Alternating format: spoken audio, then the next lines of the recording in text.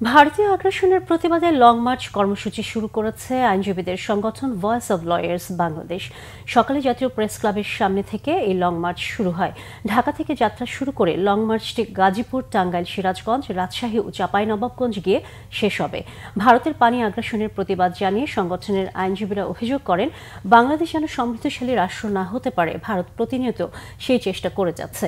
চোখে চোখ রেখে ন্যায্যতা ও পারস্পরিক শ্রদ্ধাবোধের মাধ্যমে উভয় দেশকে চলার আহ্বান জানান তারা। শুধু বাংলাদেশে নয়, ভারতের সাথে প্রতিবেশী রাষ্ট্র শ্রীলঙ্কা, ভুটান, নেপাল, মালদ্বীপ, পাকিস্তান, আফগানিস্তান, ইভেন প্রতিবেশী রাষ্ট্র চায়নার সাথে ভারতের সুসম্পর্ক নেই।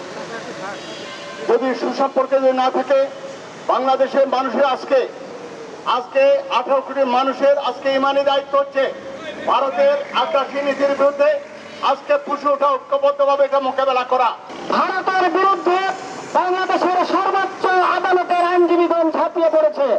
এদেশের জনগণকে আহ্বান জানাতে চাই, আসুন আমাদের আন্দোলনের সাথে আপনার একত্রতা ঘোষণা করুন।